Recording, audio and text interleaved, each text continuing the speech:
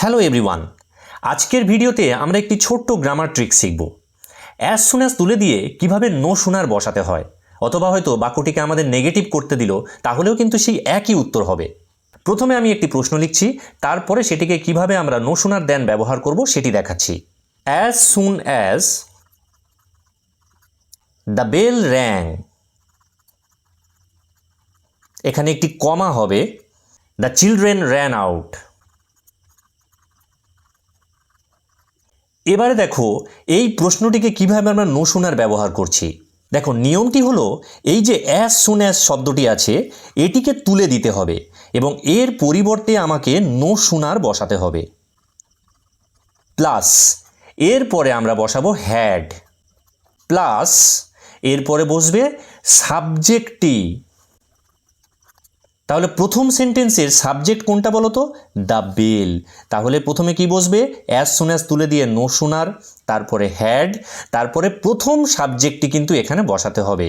এবং এরপরে সব সময় মনে রাখবে মূল ভার্বের থার্ড ফর্ম বসাতে হবে, V3, অর্থাৎ পাস্ট পার্টিসিপেল ফর্ম যেটি। এবং এই যে কমাটি আছে এই কমাটি তুলে দিয়ে লিঙ্কার হিসেবে, দুটি সেন্টেন্সের লিঙ্কার হিসেবে আমাকে কিন্তু দেন বসাতে হবে। তাহলে এবার উত্তরটা কি হবে তোমরাই বলো। নো শোনার হ্যাড, এরপরে প্রথম সাবজেক্ট কোনটা? The bell. এবারে কি র্যাং, এর থার্ড ফর্ম কি? রিং, র্যাং, রাং।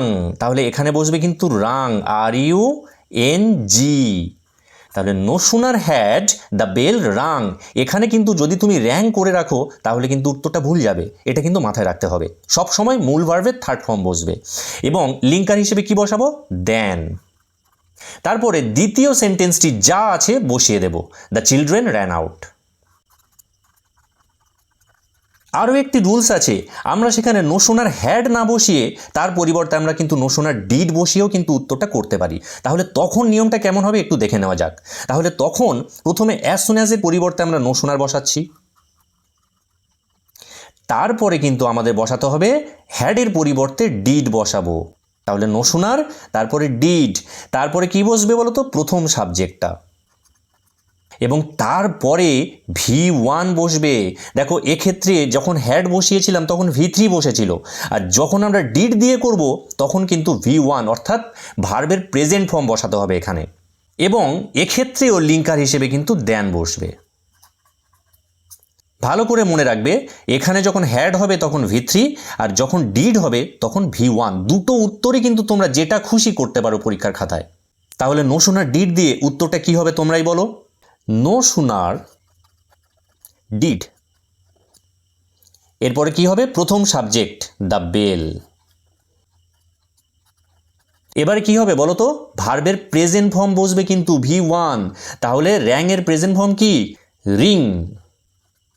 এবং এক্ষেত্রেও কিন্তু লিঙ্কার হিসেবে দেন বসবে, দেন দ্য চিলড্রেন র্যান আউট। এবারে হয়তো পরীক্ষায় তোমাকে দিল যে এই অ্যাজ সুন অ্যাজটা তুলে দিয়ে সেখানে হার্ডলি বসিয়ে অথবা স্কেয়ার্সলি বসিয়ে সেন্টেন্সটিকে লেখো, তখন কি উত্তরটা হবে দেখো। তাহলে এর রুলসটা কি হবে আমরা একটু জেনে নিই। প্রথমে আমাদের কি করতে হবে? নো শোনার তুলে দিয়ে হার্ডলি বসাতে হবে, অথবা আমরা স্কেয়ার্সলি দিয়ে করলে স্কেয়ার্সলিটা বসিয়ে দেব। এবারে কি বসবে? এবারে বসবে হ্যাড। এটাকে কিন্তু আমরা ডিড দিয়েও করতে পারি, ঠিক আছে? তাহলে হ্যাড যখন হবে তখন কি বসবে? সাবজেক্ট। এবং সাবজেক্টের পরে কি বলতো? হ্যাড থাকলে কি হবে? V3 বসবে।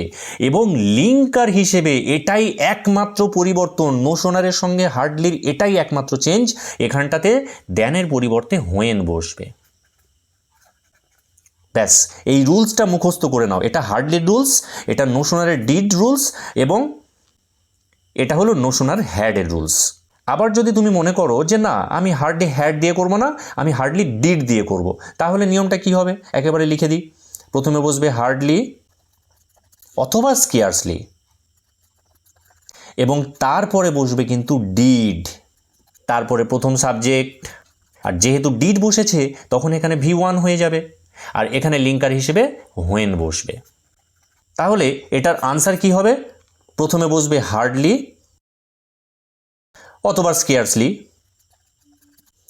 তারপরে বসবে হ্যাড, এবং তারপরে কি বসবে? দ্য বেল, এবং তারপরে মূল ভার্বের থার্ড ফর্ম রাং, আর লিঙ্কার কি বসবে? When. The children ran out. আবার যদি আমরা হার্ডলি ডিড দিয়ে করি তাহলে উত্তরটা কি হবে বলো তো? Hardly did the bell ring when the children ran out. এবারে এখানে বাক্যটা পাস্ট টেন্সে ছিল বলে আমরা নোশনার হ্যাড বা নোশনার ডিড দিয়ে করেছি, কিন্তু বাক্যটা যদি প্রেজেন্ট টেন্সে থাকে তাহলে কি হবে? তাহলে তোমরা কি দিয়ে করবে সেটা আমরা একবার দেখে নিই। মনে করো আমি একটা কোয়েশ্চেন লিখছি, as soon as the rain starts, comma দিয়ে আছে the umpire stops the match. তাহলে এখানে দেখো দ্য রেইন স্টার্টস মানে প্রেজেন্ট টেন্সে আছে, তখন আমরা এটাকে কিভাবে নোশনার দিয়ে করব? তখন আমরা কি করব? অ্যাজ সুন অ্যাজের পরিবর্তে প্রথমে নোশনারটা বসাবো, প্লাস ওখানে ডিড বসতো, এখানে বসবে ডু অথবা ডাজ, প্লাস প্রথম সাবজেক্ট, প্লাস V1। এখানে কিন্তু আর এসটা যোগ হবে না, কারণ যদি এখানটাতে এস যোগ হয় তাহলে আর এখানে এস যোগ হবে না, এবং লিঙ্কার হিসেবে বসবে দেন। তাহলে উত্তরটা কি হবে তোমরাই বলো? No sooner does,